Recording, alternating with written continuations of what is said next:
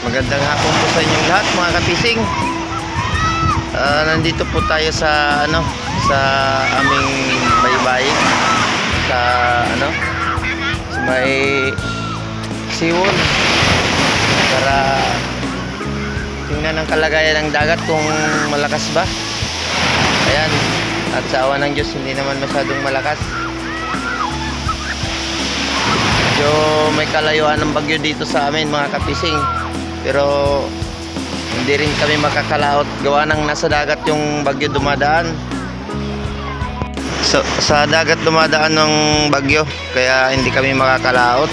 Nandun yung bangka namin sa may gitna. Ayun, tapos may dalawang bangka pa doon. Hindi naman siguro rin at dalawa ang angklang nakalagay. Plano sana namin mag-spear fishing yung mga kapising, kaso malabo ang tubig. Ayan o, malabo. Pasensya na po pala kayo at hindi ako makapag-upload, hindi ako makapag-vlog sa laot.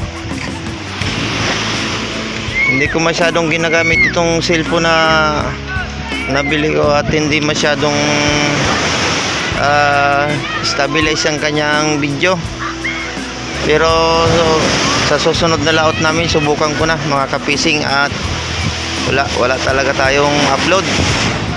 Ayan o yung mga bangka dito sa na hindi naman, yung bangka na hindi pandayo nandito sa tabi. Grabe, laki ng laki ng high tide. Tingnan ko muna yung bangka doon na ginagamit ko. Tatali ako muna at baka mahugot bangka ni Papa. Ayan guys, so bali ito muna ang update natin sa sa panahon namin dito. Ayan, may mga naliligo pa dun laki ng ang lalaki ng alod dito sa may daong malakas din ang hangin, habagat. Pero yung dagat dito hindi masyadong kalakasan.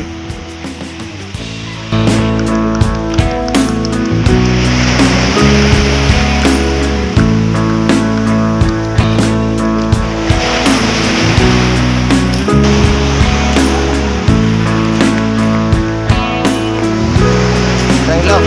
Yan. Tukan peran mga kinis. Peran apa? Keceriaan. Nah, ang lalaki. Limango.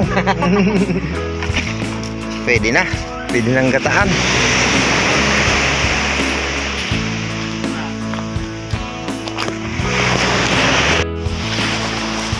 Ayun guys, nandito yung bangka.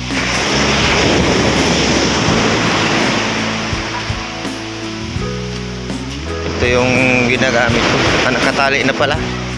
Pinuntahan ko at itatali ko sana.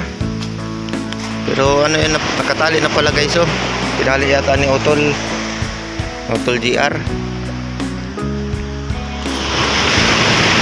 Yan, laki ng high tide nandito sa likod ng mga bangka.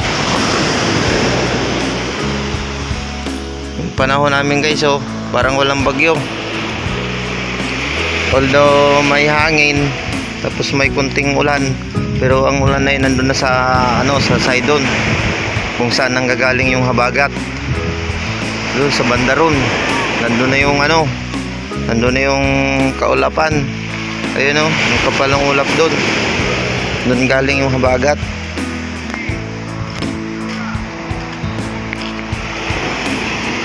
So ayan guys mga kapising, so bali ito muna ang ating update sa ngayon. Ayan yung bangka namin nandun sa may gitna.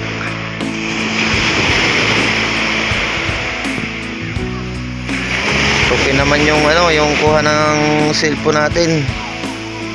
Yung cellphone ko guys na tuluyan, battery yung sira, kaya kailangan kong magdiskarte ng ng battery. So ayan guys, gusto ko lang magpasalamat sa inyong patuloy na suporta, sa mga bagong subscriber dyan. Thank you so much. At sa mga silent viewers, Maraming salamat po sa inyong patuloy na panonood sa aking mga short video. Ayan, sa mga solid supporters, thank you so much sa inyong panonood at pagsuporta sa aking munting channel. Hanggang dito na lang muna ang update natin. Hanggang sa muli po, Pandan Fishing Adventure.